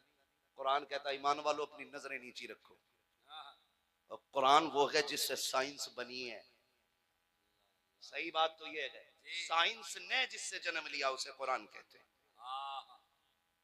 आप खुद भी सोच सकते हैं, हम जो दिमाग लगाते हैं वो मौलवियों की बातों में नहीं आना चाहिए। अच्छा चलो तुम्हारी मान ले नहीं आ रही बातों में। अब बताओ मौलवी से पहले क्या था? मौलवी से पहले थी जहालत। हुजूर आए, सुने मैं जो बात कहना चाह रहा हूँ, कोई इसकी ज्यादा गहराई में मंतिक और फलसफा हमें ना पढ़ाए। जिसे पढ़ाना हो हमसे घर बैठ के बात करे, इंशाल्लाह चाय भी पिलाएंगे, मसला भी समझाएंगे। हाँ ये भी बड़ा जरूरी रह गया, बात समझे मेरी जो मैं कहना चाह रहा हूँ। तो हुजूर ने कहा था मालिक इतने सारे ऐब पूरी कौम के अंदर हैं, कब तक इनकी इस्लाह की जाएगी? कोई ऐसा एंटीबायोटिक दे जिस एक एंटीबायोटिक से सारी बीमारियां खत्म हो जाएं। तो पहली आयत नाजिल हुई, इक़रा बिस्मि रब्बिकल्लज़ी खलक़। क्या? इक़रा बिस्मि रब्बिकल्लज़ी खलक़, ये पहली आयत नाजिल हुई ना, तो खुदा की कसम ये पैगाम दिया गया, महबूब अगर सारी बुराइयों का खात्मा करना है ना तो फिर तालीम आम कर दी जाए। जितने पढ़ते जाएंगे मुसीबतों से निकलते जाएंगे। बेशक, सुभान अल्लाह, सुभान अल्लाह। ठीक है जी, कहते हैं जी पर्दा तो दिल का है, नजर का क्या पर्दा है? हम कुरान को पढ़े, कुरान कहता है ईमान वालों नजरें नीची रखो। एक बात बताओ, कभी कभी ऐसा होता है हम लोग कहते हैं तेरे कपड़े देख के मुझे गर्मी लगने लग गई, बोलते हैं ना कभी कभी जुमला। एक बात कहते भाई, कभी कभी ऐसा होता है कि देखा ना और देखा तो बस मैं दिमाग खराब हो गया मेरा। पता चला पहला काम नजर करती है, दिमाग के अंदर जो कैचिंग पावर है ना वो उसको पकड़ता है, फिर वो भेजता है दिल की तरफ, दिल एक्सेप्ट कर लेता है तो फिर काम शुरू। एक बात बताओ जो मैं कहना चाह रहा हूं, जो लोग कहते हैं ना पर्दा दिल का है, मौलवियों ने अपनी लगा रखी है। खुद बताओ पर्दा अगर सिर्फ दिल का होता तो महबूब अलैहिस्सलाम ने अपनी अज़वाज से फरमाया था, जब नाबीना सहाबी घर में आए थे, फरमाया पर्दा कर लो। हुजूर क्यों? कि मेरा फलां सहाबी आ रहा है। या रसूलल्लाह ये तो नाबीना है। फरमाया ये तो अंधे हैं लेकिन तुम्हें तो नजर आ रहा है। ये मैं उनकी बात नहीं कर रहा हूं जो आज ही ड्रेस पहन करके हाई स्कूल तक स्कूल जाती रही हूं, उनकी बात नहीं कर रहा हूं जो दुपट्टों में, गलों में दुपट्टे डाल के साइकिलें जिन्होंने चलाई हो। मैं उनकी बात कर रहा हूं जिनसे ज्यादा पारसा खवातीन जमीन पे नजर नहीं आती है, जिनका इंतखाब रब ने महबूब के लिए किया हो। सोचो वो कितनी अजीम जातें होंगी। वो महबूब कहते हैं अपनी बीवी से नजरें नीची कर लो, तुम्हें नहीं, इन्हें नहीं, तुम्हें तो नजर आ रहा है। हमारा नौजवान कहता नहीं नहीं जी पर्दा तो दिल का होता है। अगली बात कहूं, सुने पर्दा कितना अहम है। बातें तो कड़वी लगेंगी, पर्दा इतना अहम है। लोग कहते हैं इस्लाम ने पर्दा दे के औरत की आजादी छीनी है, इस्लाम ने औरत को पर्दा दे करके उसे इज्जत दी है, पर्दा दे करके इज्जत दी है। लोग कहते नहीं नहीं औरत का आजाद हक है। तुम किसे आजाद कहते हो? यही जो फ्लाइट के अंदर 4 लड़कियां पूरे 300 लोगों के आगे पीछे गिलास लेके घूमती हैं, तुम उसे कहते हो ये आजादी है? होटल के अंदर जाकर के जो कपड़ा पोछा मारती हैं टेबलों पे, तुम कहते हो ये आजादी है? जिस बेटी को 3 भाइयों की बात बुरी लगती हो, वो काउंटर पर बैठ करके 300 लोगों की गाली सुनती है, तुम इसे आजादी कहते हो? जिससे घर के मिंबर का 5 खाना बनाना, 5 लोगों का खाना बनाना जिसे बोझ लगता हो, वो 300 लोगों के आगे पीछे जाके कहती है सर क्या चाहिए, तुम इसे आजादी कहते हो? और वो कि लिबास अपनी मर्जी का नहीं, तनख्वाह हम दे रहे हैं तो हमारी मर्जी के कपड़े होंगे, लहजा हमारा होगा, कोई गाली भी बके तब भी तुम्हें मुस्कुराना है। कोई तुम्हें तके ताड़े तब भी मुस्कुराना के तुम इसे आजादी कहते हो। आ तुझे बताऊं आजादी किसे कहते हैं। आजादी मेरे नबी ने अता की है। फरमाया सुन बेटी, जब तू दुनिया में आई, बेटी बनी तो माँ बाप के लिए जन्नत, बीवी बनी तो बच्चों शौहर के लिए जन्नत, और जब तुम माँ बनी तो बच्चों के लिए जन्नत। और तेरे नबी ने फरमाया अगर कोई औरत अपने शौहर के कपड़ों का धब्बा मुस्कुरा के छुटा देती है, अल्लाह एक धब्बा छुटाने के बदले में 70 नेकी अता फरमाया करता। इसे आजादी कहते हैं, इसे आजादी कहते हैं। हाँ? ये बकवास करके बच्चियों के दिमाग खराब किए जाते। इस्लाम ने इज्जत लूट ली। जो इज्जत इस्लाम ने दी है वो किसी ने नहीं दी है। हाँ? जो इज्जत इस्लाम ने दी है वो बोले। डर लग रहा है आपको? डरने की जरूरत नहीं। इमरान भाई बैठे, मैंने पहले ही कहा था बड़ा मजबूत नकीब बैठाया है, हर मामले में पहलवान है। अल्लाह ऐसे ही पहलवान रखे इमरान भाई को, अल्लाह सलामत रखे। तो लोग किस नजरिए से बात करते मेरे समझ में बात नहीं आती। खुदारा मैं तो बस एक बात जानता हूं, डॉक्टर इकबाल ने कहा था सुनो कि मोहम्मद से वफा तूने तो हम तेरे हैं, ये जहां चीज है क्या लोहो कलम तेरे। मेरी बेटी मेरी बहन, बस इतनी सी गुजारिश है खुदारा, कनीज़े फातिमा ज़हरा बन जाए। मैं अगर इस पे तफसील से बात करूंगा बात बड़ा वक्त लगेगा। मैं बस ज्यादा दूर तक अपना सफर नहीं बढ़ाना चाहता। सुने तवज्जो है आप लोगों की। क्या करना है ना आपको, बेटियों को नंग छोटे कपड़े नहीं पहनाने। समझ गए आप? ऐसे कपड़े नहीं पहनाने छोटे, लेकिन मत मारी गई है। ऐसे कपड़े ला रहा है कि जिनमें लड़कियां नंगी नजर आती हैं, आपने देखने के लिए नहीं, दूसरों को दिखाने के लिए। तुझे क्या फायदा यार, तूने जो ये कपड़े लाके दिए बेगैरती वाले, तुझे क्या फायदा हुआ? तू तो गुनाह में डूबा ना, गुनाह में डूबा। हम लोग अंधे हो गए। अब तो शौक चला है, अल्लाह माफ करे, पहले बेटियां घर से रुखसत होती थी, अब तो साहब मंगनी भी मेरी जाल में हो रही है। निकाह का तमाशा देखो, पहले निकाह होता था तो वकील बन के बाप भाई काजी आता था, आज तो आमने सामने बिठा लेते हैं। इतना मोटा कपड़ा होता है कि उसमें मच्छर भी दिखाई दे जाए। और ये जितने बिगड़े हुए हैं ना उतने बड़े पापी हैं। जिन पे ज्यादा पैसा आ रहा है ना वो कपड़ों से बाहर हो रहे हैं, पूरे मुआशरे को तबाह करके रख दिया। हालात देखो तो सही। और मजा क्या, बारात को भी मजा ना आ रहा ना मेरी जाल में खाए बगैर। अगर कोई जमींदार बंदा है, इतना बड़ा मैदान है, वो कह रहा नहीं पिंडाल लगवाना, नहीं मेरी बारात मेरी जाल में आएगी। क्यों? तेरी बारात के कभी जमीन पे नहीं चलती है। उनमें से कितने ऐसे होंगे जिन्हें अपने घर गोश्त नसीब नहीं होता होगा।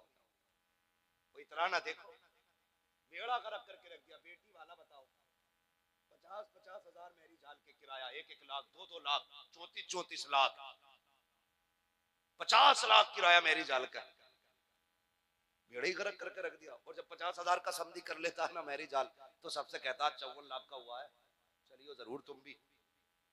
और जब अपने घर वलीमे की बारी आती है ना तो फटीचर बन जाता, कहता ना जी 4-5 गरीबों को खिला दिया था वलीमा। क्यों? तेरी मैया मर गई है? लड़की के घर हराम का खाना था जो नोत के लेके गया था। अपने घर खिलाना, मर्द का बच्चा है तो लड़की के घर 5 लोग लेके जा, अपने घर 500 को खिला। खिलाना, हालत पतली हो जाती है। तो ड्रामा बना रखा। अब तो मंगनी भी मेरी जाल में, बारात भी मेरी जाल में, और बेगैरती का आलम।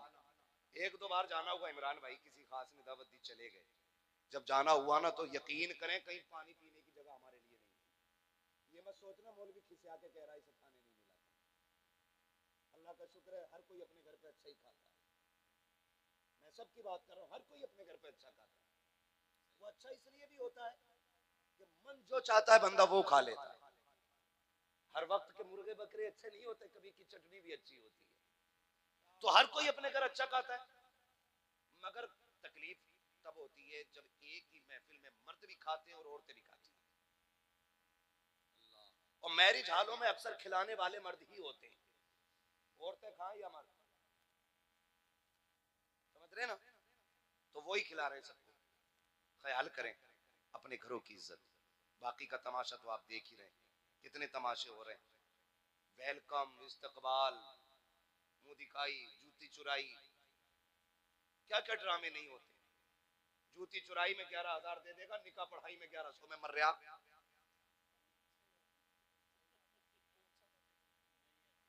गलत कह रहे हो इमरान भाई? बाप भी खुश रहे, बेटी ने जूती चुराई है। शर्म कर यार, ये चोरी का नाम भी बुरा है। चोरी का नाम भी बुरा है, इस पे भी राजी होने वाला मसला है। बेटी ने वो चुरा लिया भाई, जूती चुरा ली। और दामाद देखो, जो मर रहा था ना 1100 रुपए देने में, साली ने कहा 5 लूंगी, तो कह रहा ले 10 ले। ये हालात है हमारे। सबसे अहम काम होता है निकाह। क्या होता है? बोले चलूं आगे। क्या काम होता है? हो गया ना आप लोगों का? जिनका नहीं हुआ अल्लाह उनका करा दे। जिनके चेहरे उतरे हुए गौर से देखो, लगता है बड़े सताए हुए। सबसे अहम काम क्या होता है? बोले यार, बोले क्या? आप भी बोले क्या? निकाह होता है। लेकिन निकाह को कितना टाइम देते हो? 5 से 15 मिनट बस। इमाम साहब मगरिब पढ़ाने रुक जाएं बस जरा 2 मिनट, समझी? कपड़ों से बाहर आए क्यों नहीं, हमें जाना, हमें लेट हो रही है। बेगैरत, जब पूरी गली में बारात घुमा रहा था तब तेरी घड़ी पे नजर नहीं थी? हाँ? हालत ऐसी होती है, टांग ना उठती बारातियों की, गिरे जा रहे हैं, मगर उन्हें मजबूरी है बारात के पीछे चलना। दूल्हा घोड़े पे बैठा, ये गधे बने घूम रहे। पहली बात तो उन्हें घुमाया जाता, गधा बना के उसके पीछे पीछे। बहुत अच्छी। फिर कहते खाने पे बैठ जाओ। जब खाने पे बैठ जाते, खा के फिर ये निकल लेते। क्या करने आए थे? खाली डीजे देखने आए थे कि निकाह में भी आए थे? भाई खा लिया था तो निकाह में बैठते सारे लोग, लेकिन कोई नहीं बैठता। चंद यार रह जाते हैं। हाँ, वो भी समझदार इसलिए बैठा ले जाते हैं कि कलमा जरा तू कहलवा दी, करवट में बैठ जाइए। लड़का IAS IPS है और उसे कलमे ही याद नहीं है, कलमे ही याद नहीं है। 15-20 मिनट तो यूं ही पे निकल जाते हैं। जब यूं ही और युमीद कहलवाया जाता है ना, तो उससे यूं ही नहीं कहलवाया जाता, क्या ही नहीं पाता, क्योंकि कभी मदरसा गया ही नहीं। तो मेरे भाई, ये जो हालात है ना, इनसे निकलिए। एक बात बताऊं आपसे, सुने, ये भी एक कड़वा थप्पड़ है, बहुत गौर से सुनिएगा। जब बारात आती है ना, तो लड़कियों के फूलों का इंतजाम किया जाता है। कहा क्योंकि दूल्हा का इस्तकबाल होना है। शरबत होता है, जूस होता है। क्या कि दुल्हा को जूस पिलाया जाएगा। मुझे एक बात बताओ तो सही, जितनी लड़कियां इस्तकबाल के लिए आती हैं, किसी के सर पे दुपट्टा नजर नहीं आता है?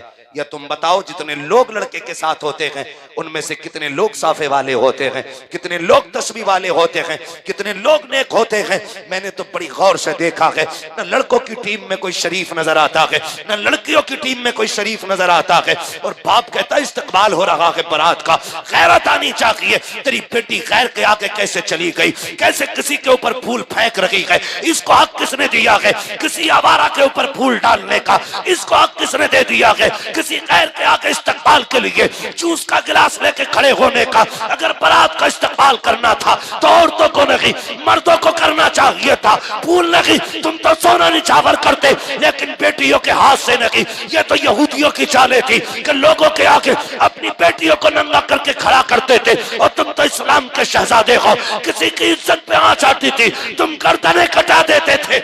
आज इज्जतें जा रही हैं, किसी को फर्क नहीं पड़ रहा। फखर से कह रहा बड़ा इस्तकबाल हुआ।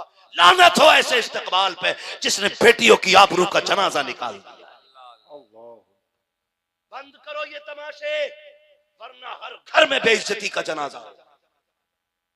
हर घर के अंदर खून के आंसू रोने पड़ेंगे। याद रखिएगा, मैं इतनी बात जानता हूं, जो इस्लाम की हदें तोड़ता है वो कभी फायदे में नहीं रहता। 100 बातों की एक बात। हाँ, बदले ये सारे तरीके। और आपसे एक बात और कह जाऊं लगे हाथों, जब बात आई गई है शादी ब्याह को लेके, खुदारा ये खाने खर्चे कम कर लो। एक तो ये कह रहा मौलाना 24 क्विंटल मुर्गा उठा, तो मैंने कहा जो बारात लाया था उसका जनाजा ही क्यों ना उठ गया था भाई? 24 क्विंटल, बड़े लोगों की बारात थी, किसे बड़ा कहते हो भाई? जो किसी गरीब के घर के अंदर कोमल काट ले वो बड़ा है, जो किसी मजबूर के घर की दीवाला निकाल दे उसे बड़ा कहते हो, जो अपने आगे सामने वाले को जलील करे उसे बड़ा कहते हो। बड़ा वो होता है जिसके आगे कोई अपने आप को छोटा महसूस ना करे। आप तो रहने वाले भी बरेली शरीफ के यो लगभग। हम लोग जब बाहर जाते हैं, इमरान भाई हम तो मुरादाबाद के रहने वाले, लोग पूछते हैं कहां से आए हो, हमने कहा यूपी से। पूछते हैं यूपी में कहां रहते हो, बरेली से कितनी दूर रहते हो। अगर हम कहते हैं ना 100 किलोमीटर तो बड़े खुश होते हैं, कहते हैं बड़े करीब रहते हो। अगर 100 किलोमीटर वाले इतने प्यारे हैं तो जो 40 किलोमीटर दूर रहते होंगे वो कितने प्यारे लगते होंगे। आप अपनी जिम्मेदारी समझिएगा, आप बरेली शरीफ के करीब रहते हैं, इसी के बदले में भी अगर आप पूरी रात सुभान अल्लाह कहेंगे तो इस एहसान का हक अदा नहीं हो सकता है, इस एहसान का हक अदा नहीं हो सकता। खुदा ने वो अहमद रजा दिया है जिसके चर्चे मदीने की गलियों में भी हुआ करते हैं। बेशक बेशक सुभान अल्लाह सुभान अल्लाह। आपको तकलीफ है क्या बरेली वालों से? नहीं है ना, तो फिर आप भी बोल सकते थे ना सुभान अल्लाह। बेशक आला हजरत फरमाते हैं इश्क तेरे सदके जलने से छुटे सस्ते। शायद ये लग रहा होगा ना कुर्सी उस पार्टी में। देखो ये बस रास्ता है, बाकी कोई दीवार नहीं है। ये पूरा एक पिंडाल जो है ना ये मदीने वाले के जिक्र की जन्नत बना हुआ है। बेशक बेशक बेशक। और मैं एक बात अक्सर कहा भी करता हूं और इस बात को जहन नशीन कर लें, कभी भी जलसे में आने वाले बच्चे, बूढ़े, जवान, अक्लमंद, दीवाने किसी को तकलीफ न दिया करो, इसलिए कि जलसे में जितने आ जाते हैं उस वक्त सब पर हुजूर की नजर होती है। जी बेशक बेशक।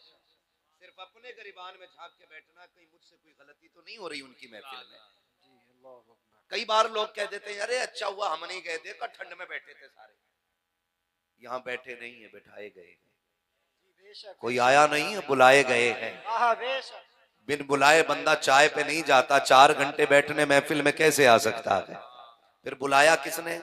महबूब की महफिल को महबूब सजाते हैं, आते हैं वही जिनको सरकार बुलाते हैं। हाँ बेशक बेशक। ठीक है जी, तो जितने हुजूर की दावत में बैठे ना वो जरा तवज्जो करें। आला हज़रत ने फरमाया था इश्क तेरे सदके जलने से छुटे सस्ते, जो आग बुझा देगी वो आग लगाइए। जिंदगी का कोई राग नहीं है, जिंदगी के वही लम्हे कीमती हैं जो शहर नबी में गुजर जाएं या याद नबी में गुजर जाएं। एक एक बात ध्यान से सुनिएगा। नहीं मेरे भाई जरा थोड़ा सा खामोश रहिएगा, ठीक है। बहुत अच्छा बंदा है, कोई मसला नहीं है, गुस्सा ना होना। बस यूं समझ ले कि जरूरत है बंदे को कहां कहां लिए जाती है, बस इतनी फिक्र है, ठीक है। दुआएं मांगा करो, अल्लाह तेरा शुक्र है तूने जहन भी सलामत रखा है और जिंदगी का मयार भी सलामत रखा है, रोजगार भी इज्जत का दिया है, लुकमे भी इज्जत के दिए हैं, शुक्र अदा करना चाहिए, गुस्सा ना हुआ करो, समझे। ये ख्याल रखिएगा, अल्लाह को वो बंदा बड़ा प्यारा होता है। फरमाया मेरे हुजूर ने सबसे बड़ा सदका यह है कि जिसे कोई इज्जत ना देता हो उसे तुम इज्जत दिया करो। ठीक है जी। ये जो बात करते हैं बेचारे, ये अपने कम मतलब माइंड इनका है उसकी वजह से बोल देते हैं, लेकिन हम जो माइंड रखते हैं ना हमें तो थोड़ा सा ख्याल रखना है। बस यूँ समझे जिसे चाहा दर पे बुला लिया, जिसे चाहा अपना बना लिया, ये बड़े करम के हैं फैसले, ये बड़े नसीब की बात है। जिंदगी का बाकी तो कोई राग ही नहीं है, बस वही जिंदगी कीमती है जो शहर नबी में गुजर जाए या याद नबी में गुजर जाए। कोई जवान ये ना समझे कि अभी बुढ़ापे तक जीना है, कोई ताकतवर ये ना समझे कि अभी तो बहुत ताकत है, कोई अमीर ना समझे कि पैसा बहुत है, कोई भी बीमारी होगी देख लिया जाएगा। अगर ये जहन में बात आए तो जहन नशीन करा दूं, हॉस्पिटल में जाके देखो बड़े बड़े पैसों वाले एक एक सांस को तरस रहे हैं, बड़ी बड़ी ताकत वाले आज ना बिस्तर से उठ नहीं पा रहे। जाके देखो कब्रिस्तान और हॉस्पिटल कितने हसीनों से आबाद है। वक्त जब बदलते हैं ना तो फिर कोई चीज नहीं बचा पाती है। मौत बुढ़ापे में भी आनी है, जवानी में भी आनी है, बचपन में भी आनी है। मौत का गम नहीं कि मौत आनी है, खुशी तब होगी जब मौत हुजूर के इश्क में आ जाए। ये असल बात है। मौत अगर हुजूर के इश्क में आ जाए तब बड़ी बात है। लोग बातें करते हैं क्या किया था रात भर वहां बैठ के, क्यों गए थे वहां पे। कई बार लोगों ने कहा इतने जलसे हो रहे हैं तब्दीली नहीं आ रही। तो पहली बात तो ये बता दूं, बड़ी तब्दीली है। आपने ये जलसा कराया, हो सकता है इस जलसे से ये पैगाम दुनिया के कोने में किसी के दिल में जगह कर जाए और कोई अपनी जिंदगी का एक दिन बदल दे, तो समझ लेना जलसा कराना कामयाब हो गया। और अगर बात की जाए, मैं अगर फर्ज कर लूं कि चलो काम नहीं भी हो रहा है, तो हमारा तो एक उसूल है कि जब हुजूर की याद आती है ना, तो उनके नाम की महफिल सजा लेते हैं। वरना कौन साहब बैठता है जमीन पे, कौन बैठाता हमें कुर्सियों पे। ये तो सब उनके जिक्र की बरकतें हैं कि जिनकी हैसियत साइकिल पे चलने की नहीं थी, वो हवाई जहाजों में उड़ा रहे। झोली में अगर टुकड़े तुम्हारे नहीं होते, इस शान से मंगतों के गुजारे नहीं होते। भाई हुजूर का करम है, एक एक सांस हुजूर का करम है, जिंदगी का एक एक लम्हा हुजूर का करम है। जो आज बेचैनी है ना हमारे मुआशरे में, उसकी वजह हम खुद हैं। आज जो बेकरारी हमारे मुआशरे में है ना, उसकी वजह हम सबसे बड़े खुद हैं। हम ही अपने लिए गड्ढे खोद रहे हैं और खुद ही गिर के रोने लग जाते हैं। बताया गया जो किसी के लिए गड्ढा खोदता है वो उस गड्ढे में खुद गिर जाया करता है। आज हालात ये नहीं है। मैं तो मिंबर से लेकर नीचे तक की अगर बात करूं तो बड़ी तंग नजरी हो गई है। लोग तनकीद पे तनकीद, बेफायदा तनकीद किए जा रहे हैं। काश अपने गिरबान में झांका होता, काश अपने घरों में दूर देखा होता हमने सोचा होता हमने जिंदगी कितनी हुजूर के फरमान के मुताबिक बदल ली है। क्या ये तबलीग का तरीका है किसी को जलील करना?